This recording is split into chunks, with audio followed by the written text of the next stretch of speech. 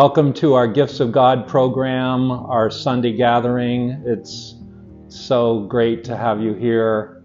I was just saying it's one of my favorite things in my week to do, and as well the podcasts. Sandra and I get a lot of inspiration from that discipline, and it is a discipline to look at the Course in Miracles every day.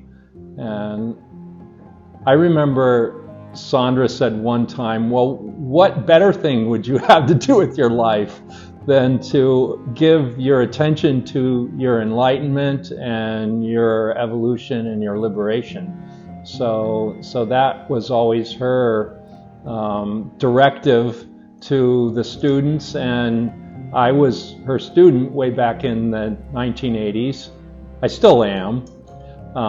But back then a serious student of hers, and I think she inspired me originally to take up this Course in Miracles, which maybe how many years I could have delayed had I not heard her say that, that this Course in Miracles is the most important book in 2,000 years.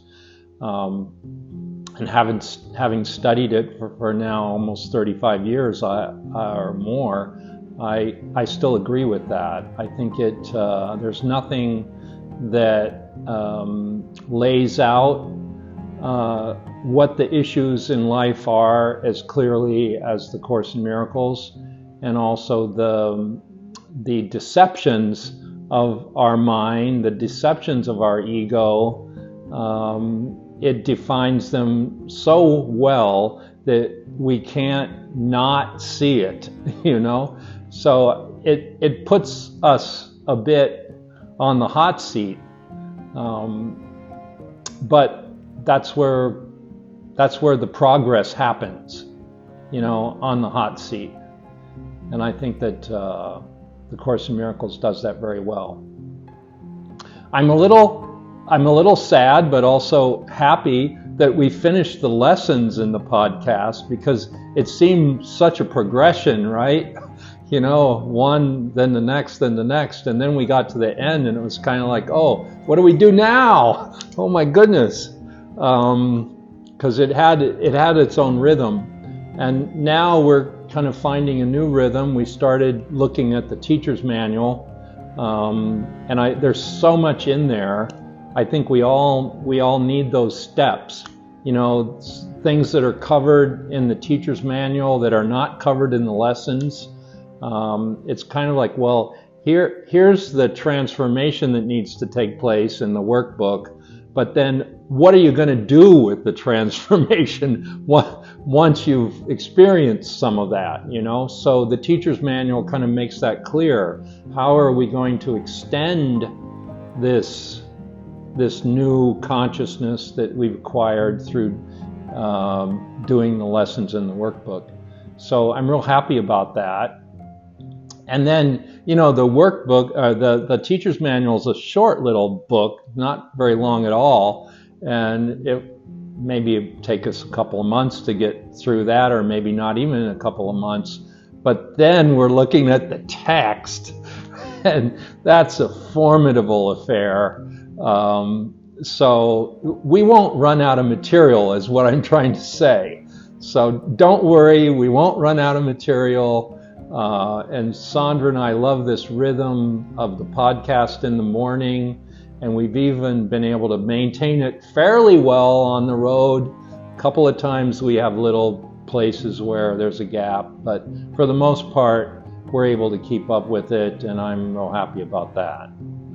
And the other thing that I'm happy about is with the mantra breathing.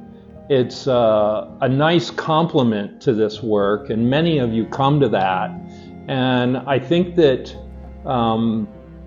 what I noticed in all the years I was at the foundation doing Tara Singh's workshop, and although I wasn't a student who lived at the foundation, as there were many who actually lived there and were there on a daily basis for many years, I felt I had the best of both worlds, because I had sort of my own life over here. And then I had the close relationship with Teresa, which I could go anytime I wanted, and we would have wonderful exchanges. But I also felt like my workshop was my own life outside of the foundation. But what I noticed when I would go to the foundation, and this was, mind you, I had the rebirthing before I met Tara Singh, was I always felt like some of those people, and I think this is a danger of a lot of Course in Miracles students, they get kind of in their head, you know? It's a little too much in their head, and they still have like things they need to process through the breathing.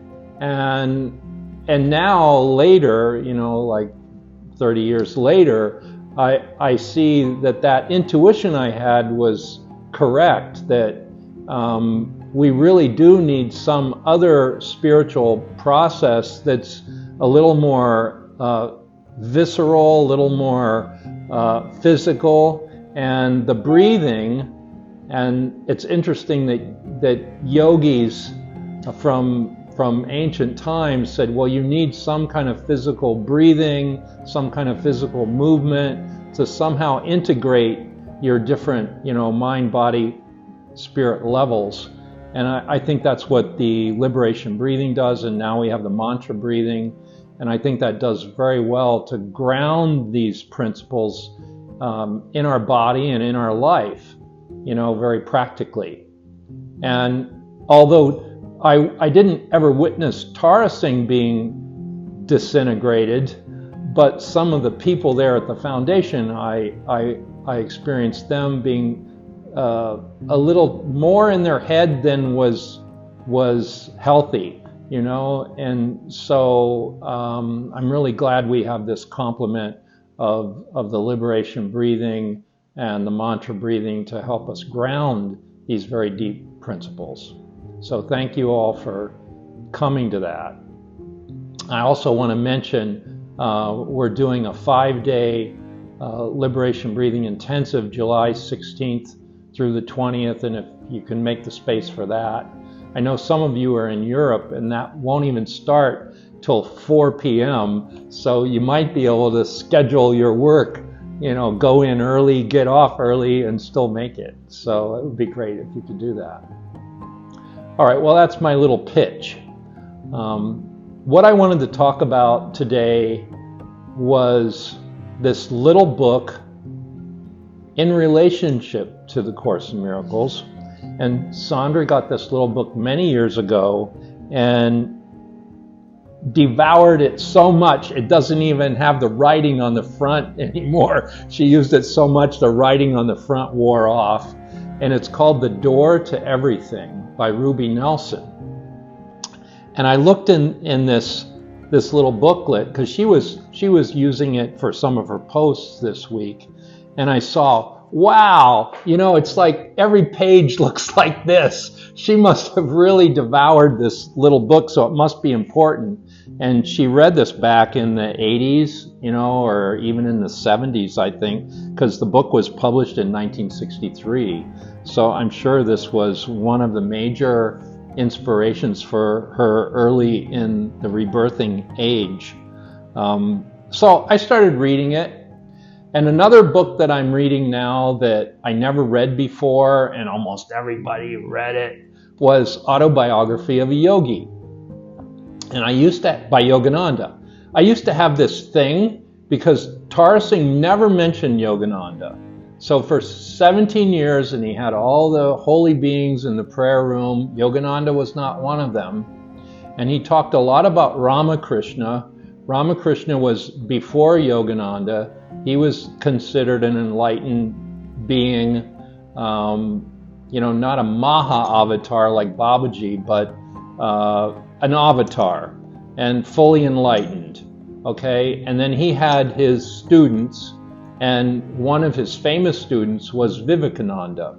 And you should all, if you're at all interested in yoga, you should get to know Vivekananda because he wrote the most concise treatises on yoga of any modern day writer bar none.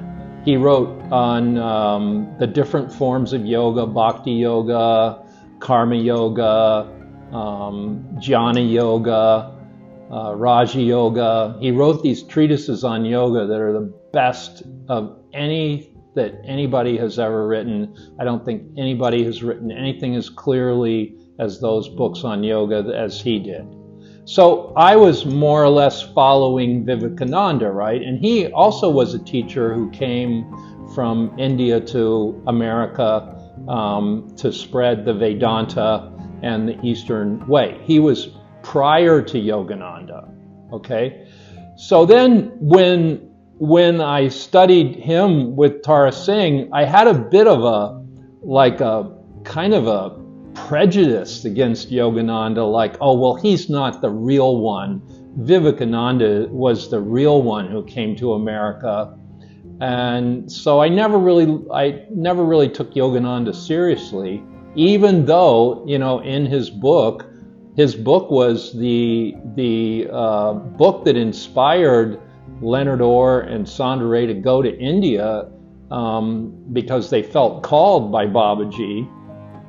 And so that connection with Babaji started from their reading of the autobiography of a yogi.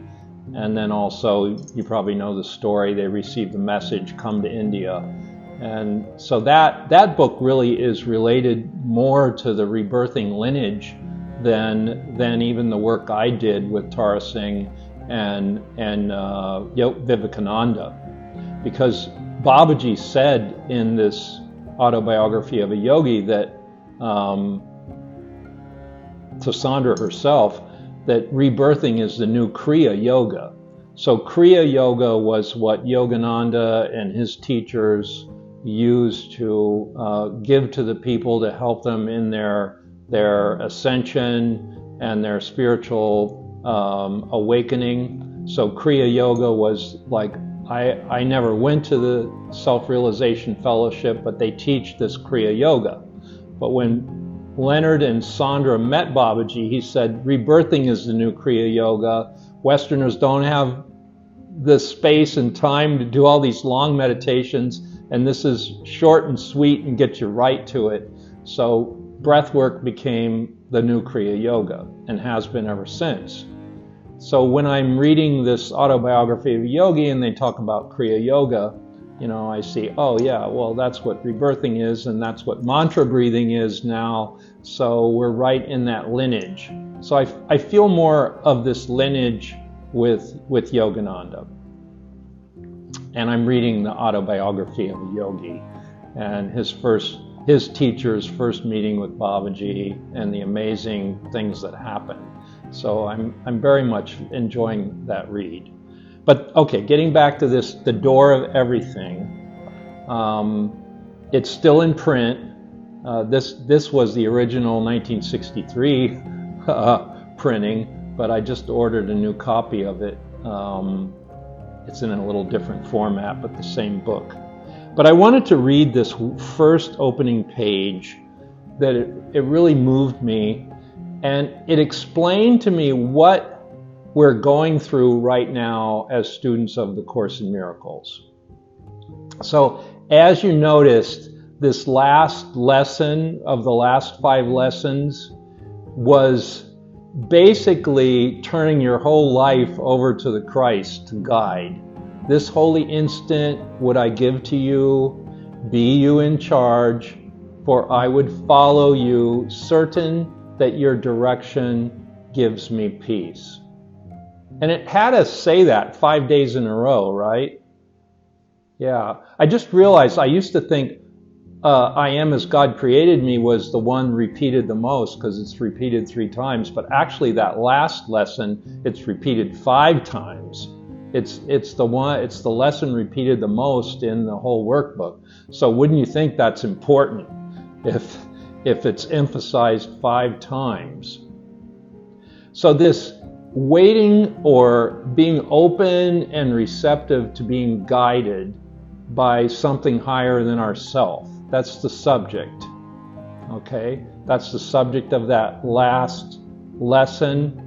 in the workbook, and it's also the subject that's basing the teacher's manual. Okay, like let's just say we have that lesson, we know we're being guided, and we're in the habit of listening and not making decisions on our own, but being guided. What next? Okay, now, well, who's a teacher of God? Anybody who decides to be one, right? And the only qualifier is that there's someone you see in your life whose interests are not separate from your own. And I thought that was really beautiful, because I think that describes what these Gifts of God meetings and podcasts are about. I think everyone in this group, we feel more than just the camaraderie, but it's like we see that if we are to apply and live the Course in Miracles, it's a collaborative venture, right? It's not a lone yogi in a cave in the Himalayas having a mystical experience. Not to say that we won't have a mystical experience, but it'll be a mystical experience amidst this collaborative venture that we're having here. And I think that's where it said, you become a minister of God or a teacher of God the moment you decide that your interests are not different than someone else's. And I think that's the theme of this Gifts of God program, and what makes these meetings so valuable, is we're joining in our will to be guided, and that we all want the same thing, peace, joy, happiness, freedom from our case, freedom from our personal life, freedom from fear, guilt, and anger. All those things we work out in liberation breathing and the LRT and so forth, and also study of the Course in Miracles. So we all want the same thing, and therefore our interests are the same. And I think we've established that with this. Okay, given that as it may, I just wanted to read this first page of The Door of Everything that it really moved me. It's like when I read that, because I noticed Sandra was reading this book, and I thought, oh, she hasn't read that book in many years. Why now, right? Why does she have it out now? And I saw it lying there, and I just picked it up and I read this first page, and I was like, wow, that's like so consistent with the Course in Miracles. And especially what we're going through right now with it, where we want to receive the guidance, we want to hear the voice, right? This holy instant, what I give to you, be you in charge. Well, hey, okay, here we are. What next? Like, we want some directions here, right? And not just like uncertain intimations. We would like, okay, do this, this, and this, and go from there. So it says, I was crowned by my God. My crown is living. I received the face and the fashion of a new person. And the thought of truth led me on. Well, exactly that last lesson. This holy instant, what I give to you, be you in charge, for I would follow you. I would be led on by this Christ consciousness, right? Or Holy Spirit consciousness. And I walked after it and did not wander. Well, that's like, I received certainty.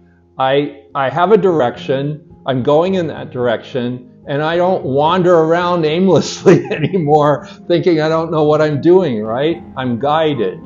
And that's what we all want with that last lesson. We want the guidance of the Holy Spirit in our life directly, not just some kind of woo-woo thing, but actually practical guidance. I walked after it, and I did not wander. And all that have seen me were amazed, and I was regarded by them as a strange person. Well, I read that line, I thought, wow, that's kind of what happens too. It's like you do this inner work, right? And you're transforming, you're changing, you're somehow receiving the light. It's on your face, it's emanating in your aura, right? And it's just like you can't help it. It's like if you're really with it, you're really with it. And that makes you more happy. It makes you more focused. It makes you more on point. It makes you more purposeful. And those actions in your life transform you into a different person. So the people that knew you before you had the transformation remember you in a different realm, and then they see you again, and it's like you're strange to them. It's like, well, who is this person that I don't hardly even know? And I realized, well, that's exactly what was happening with my sister and me, because over the years, you cannot travel with Sandra Ray around the world 14 times and not be transformed, right? So all these 14 years of me doing that, and then now I got to go meet my sister, and we're just not, we're not even at all on the same page. And she even said to me, one of the last things she said was, I don't even know you anymore, and I don't even like Marcus Ray. You're not even Mark Sullivan anymore, and get lost. So it's like you're going to be a strange person. So you have to get okay with that, right? Many people are going to come, and many people are going to go. And I think that's what the lesson today was saying. Who are your pupils? Are there different levels? Yeah, there are people that'll come in, and maybe you just see them for a second, and maybe you get something from them. Then there'll be people that you've known for a while, but they're going to leave, and you learn those lessons. But in the end, it's all the purpose of a holy relationship, so they'll come back.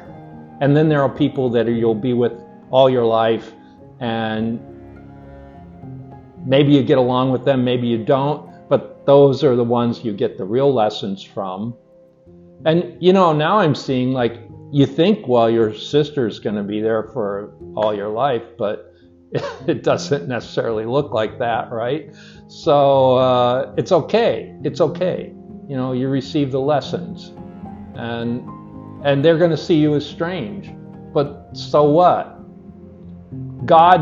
What if God is seeing you in your true self, and you are too, and the people close to you are seeing that too? The people on this intention to awaken themselves are also seeing, oh, we're finally waking up to who we really are. And you hang out with people that help you adapt upward, right? That's the whole principle of right association. I hang out with spiritually adept people who force me to adapt upward. I mean, you have those people, we have those people, and we try to hang out with them as much as we possibly can, and we adapt upward. And we can see that. We can see that evolution in our life. Okay, so, and all that have seen me were amazed, and I was regarded by them as a strange person. Well, hallelujah. We're changing enough that people notice, right? And he who knew and brought me up is the Most High, and all his perfection, in all his perfection. And he glorified me by his kindness, and raised my thoughts to the height of his truth. And from thence he gave me the way, his precepts, and I opened the doors that were closed. Well, that's the Christ leading us, right? And he glorified me with his kindness, and he raised my thoughts to the highest of the truth. and he gave me the way with his precepts and opened the doors that were closed. Well, what's that but the lessons, the workbook? Jesus has given everything we need to ascend into Christ consciousness in the Course in Miracles.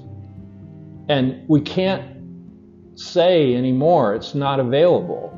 Or we can't say, oh, we went to a church and we're not in the inner sanctum, we're not in the hierarchy. Oh, maybe the Pope gets that close, but not us lowly worms down here in the congregation. No, it's like the Course in Miracles totally wipes that out and says, okay, this is not an organization, this is a set of principles, and everybody has them. Anybody who wants them can have them, and here they are. And here's the, I don't know if you want to call it a path, but here are the steps to ascension into Christ consciousness. And you can take them or not. And nobody's going to make you wrong if you don't. And you're not going to go to hell if you don't. You might get closer to heaven if you take them, of course. And so these are the precepts that Jesus has given us in these times in our language. You know, traveling in Europe, I was very glad to see that the Course is very well translated into most of the European languages. It's in Dutch, it's in Spanish, it's even in Estonian. And, you know, Estonian's a small country, only a couple million people, right? So the whole book is just, you know, translated in that language. And so I was very happy to see that. And I know I never studied closely with Ken Wapnick, but he was close to Dr. Schuckman and he oversaw all those translations. So I think they're very accurate, because some of them, they spent years getting it just right, you know. So these were very serious, long-term translations that they did. Yeah, so there's that. All right, so then from thence he gave me the way of his precepts, and I opened the doors that were closed, and broke in pieces the bars of iron, but my iron melted and dissolved before me. Nothing appeared closed to me, because I was the door of everything. And this is from a biblical ode of Solomon. So it starts this door of everything out with that. And I was really moved by that, and I thought, this is an important work that we need to look at. And especially in light of this last kind of closing of the workbook, where we're actually asked to receive the guidance, you know, and receive the Christ consciousness, and not just talk about it. And I want to say this thing that Tarsing made very clear. He said there's knowledge that's realized and knowledge that's not realized. And you have to know the difference. Like, I can say I'm the light of the world, right? That's lesson 61. But probably I haven't realized it. Now, Mother Teresa could say I'm the light of the world, and probably she has realized it. So you see the difference. It's like, okay, what do we need to do to realize the truth of the lessons in the Course in Miracles? I think that's a question we all have to be asking ourselves daily as students of the Course in Miracles. Okay, it's telling me something. Am I realizing it? You know, and it's not an accident that Yogananda called his organization Self-Realization Fellowship. Self-Realization Fellowship, because he knew the difference. Like, there's a truth that we learn it and we know, quote, about it, and the brain has memorized it. And we like to collect all that stuff, you know. We like to collect all that knowledge and fill our brain with all that. But then this step of realization doesn't involve the brain. And I know that whenever I bring this up with Sandra, she always plays the devil's advocate with me. But it's an important point, because there is a point where you have to surrender and let go, and the brain can't help you with that. It cannot help you with that. In fact, you need to transcend above the brain level, above the thought level, and that's quite obvious. The first lessons of the Course say nothing I see means anything. Well, what does it mean? And then it says my thoughts don't mean anything, right? So, and then it says these thoughts don't mean anything, and these thoughts are keeping me in the past. Well, that's the brain level. That's the part that we were all conditioned to use when we went to school and we learned ABCs and we learned our multiplication tables, all that stuff. We needed a brain to do that. But now we see, okay, this more mystical connection of realization of a cosmic truth or divine truth, the brain can't help us do that. It can lead us to the door, but it can't take us through the door. That's something beyond the brain. And we have to see that challenge.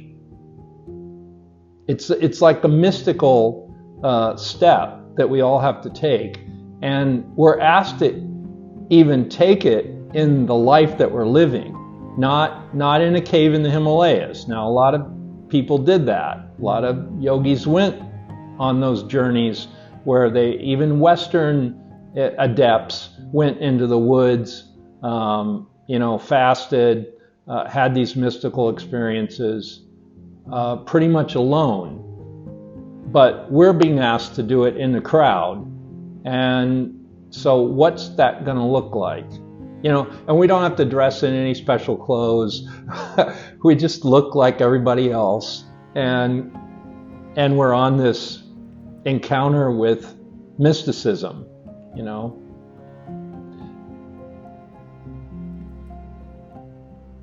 I'm excited. I mean, this door of everything, like going through this door, and it's talking more and more in the Course about this heaven's gate, going through this door, going through this gate, being just on this side of the gate, and then stepping through it and asking for the Christ's guidance. What could be better? I mean, I think we've all been rewarded. We were willing to stick with this thing for a whole year, right? And do these lessons. And now it's like, okay, the Christ is going to be there when we ask. And we just have to listen and go through the door. And, we read something that was really profound in the text today. It was something, I know what it said. It said, "You are the will of God." That was the line. And we did a podcast on that I'll share tomorrow, where we read this one paragraph in the text, and the first line was, "You are the will of God." And then everything that you deny that, oh, no, I'm not. No, I'm not. Oh, I can't be that. Oh, he's not that. Ross is not that. Monique's not that. Leonard's not that. Well, that's your own denial too, right? That's your own denial. I know. It was the section, it was called something about getting the totality of this divine truth. The totality includes everything. And it's like, the door of everything. It was so related to what I've been reading. This door of everything, you are the will of God, but all your brothers are too, right? So you've got to see the will in every one of your brothers. And when you do that, then you are the will of God and you're with the oneness. And hey, you're already stepping out of the brain level when you see that. Because the function of the brain is to manage, divide, analyze, make sure you're putting on 2 brown socks and not a brown one and a black one, that kind of thing. It's a practical, physical, guiding system. But now this other guiding system we're trying to make touch with, it's transcendent of that one. And yes, you need the other one too, but this one you also need, and you have to somewhat leave the other one behind in order to make contact with it. So that's what Sandra and I are going through right now. It's like, okay, how do we make this contact on a regular basis and maintain the contact into this place that the brain can't take you, right? The brain can't take you there. So how do you get in that space and stay there and then still function in the world? Still function. You've got to still do your work. You've got to still do whatever it is that you're doing, Could be engineering, could be having a business, could be managing a household, could be whatever it is, You still got to do all that stuff and maintain this connection that's on that place where you're hearing things that are guiding you, and they're from this sort of divine space, and you're led forward, and your mission is unfolding. We're all on some kind of divine mission here, Even if it's to just heal relationships that we didn't heal before, And for me, that includes my sister. So it's interesting in this one part of the teacher's manual, it said, well, you'll have these people you meet on the elevator, then you have these people that you have relationships with, but then they're going to leave, and then you'll have these people that you have for life. They could be troublesome, but they're definitely there for life, and they're going to be a lesson. But then it also said, but they all end in holy relationship. And then I thought about that. Well, okay, even though I'm probably not going to see my sister for a very long time, I have to see her in a holy relationship with me. I have to see her higher self in a holy relationship, even though she doesn't want to see me again. So how do I respond to that? How do I relate to that, on a daily basis? And then I thought of this thing where there are these 2 epics in India. One is the Ramayana, one is the Mahabharata. And the Mahabharata, you probably all heard of the Bhagavad Gita, right? And that's where Krishna is talking to Arjuna, and Arjuna is the bowman, and he's sending him into battle against his cousins, right? His evil cousins, right? And Krishna says, well, you got to go. And Arjuna says, yeah, but they're my cousins. How can I go out there and kill my own kin, And he says, yes, but it's their karma and your karma. You have to complete it. There's this dance of this physical existence that you have to follow through with. And it's this karma that you have to fulfill. And so he gets that, right? And he goes out. And of course, they win the battle, because he's the best bowman in the world, and he's directed by God in all of his actions, right? So they win the battle, and the evil cousins are defeated. And then at the end of the story, all these 5 brothers are going up this mountain, and the mountain represents enlightenment, right? They're going towards enlightenment. They've won the battle, they've got their kingdom back, etc., etc. All the evil cousins are defeated, and they're going up the mountain of enlightenment. So only one of the brothers make it, because the other ones had impurities. Like one had anger, one had greed, one had, lust, whatever their impurities were, each one of them fell along the way up the mountain. And there's only one brother that finally gets to the top, Yudhisthira. He gets to the top, and then this chariot of the Lord comes down to take him into heaven. And, well, long story short, there was a little dog that followed him up there. And the angel of the Lord said, well, you can't bring the dog into heaven. And Yudhisthira said, well, am I not the Lord of my kingdom? To this angel of God. He says, am I not the ruler of my kingdom? And he says, well, of course you are. He says, well, if I'm the ruler of my kingdom, then I'm the protector of all innocent creatures, and this dog has to come with me into heaven. And if this innocent creature can't come into heaven with me, I don't want to go. So that was the test, right? He passed the test, and he takes the dog into the chariot, and they all go up to heaven. And they get into heaven, and of course it's heavenly, right? Well, who are the first people Yudhisthira sees in heaven?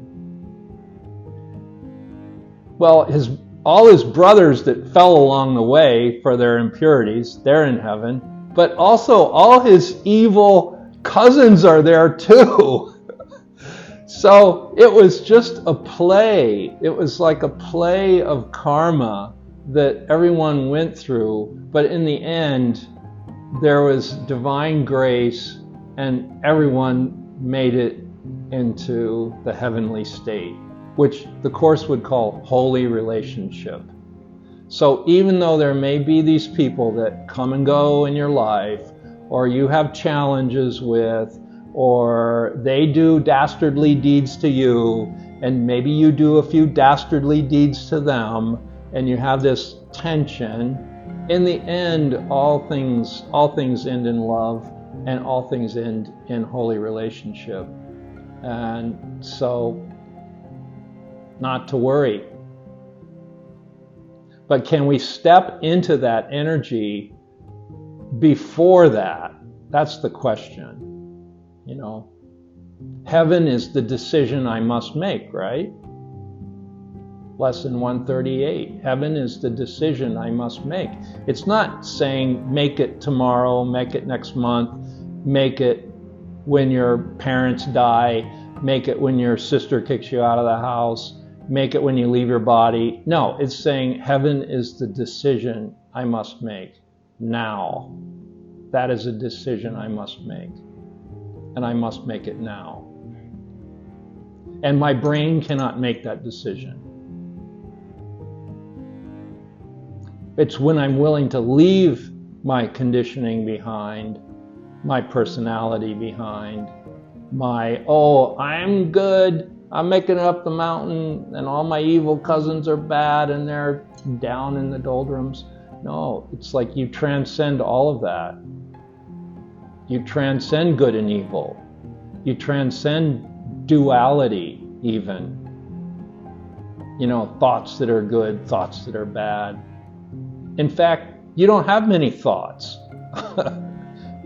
if at all. And, you know, God's thought might be silence. In most cases, it is. You put yourself in that dimension or frequency, and everything is going to be immensely beautiful. And then no matter what you encounter, you see the divine aspects of it. And then you've made the decision for heaven, because you're not using your brain to filter everything, right? You're not using your tool of assessment, your judgmental machine that's manufacturing all kinds of thoughts and divisions and calculations and all of that. You stop that. Taraji must have emphasized coming to a still mind 1,000 times with me, that was the way. The way is to bring the brain or bring the mind to silence And the Course is doing the same thing. This holy instant would I give to you. Well, what is the holy instant? You don't have an agenda. In fact, the holy instant can only come when you don't have an agenda. That's what defines it as holy. You've made yourself empty, you want to be shown, and then something new is going to unfold that you've never seen before. And that's a holy instant. And it has to have peace, joy, beauty as its attributes. Probably more beauty than you've ever seen. You know, that's one of the gifts of God. A sense of worth and beauty that transcends the world. Let's see. Peace, happiness, quiet mind, certainty of purpose, sense of worth and beauty that transcends the world, right? Did you ever say, oh man, I want that, man. I want to be in that sense of worth and beauty that transcends the world. So there you are. And these times that we are spending with the Course, now that we've pretty much slogged through the lessons, and I don't think there's any of us that would say, oh yeah, that lesson didn't make sense, or probably, I don't have to follow that one. I don't think there'd be any lessons like that. We would all say like, wow, yeah, that's trying to undo some deep thing in me that maybe I didn't even see before, right? So the lessons are dissolving the ego, incrementally, slowly, gently, precisely, right? So we've taken ourselves through these lessons in the workbook, and now we're a bit with a new function here. We're ready to take on a new function. We don't even know what it is, but it's got to be giving us a sense of worth and beauty that transcends the world. Why would we not want to go there?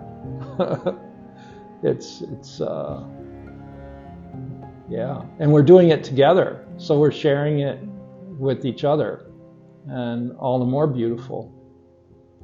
Sandra likes to say this thing, nothing real can be increased except through the sharing.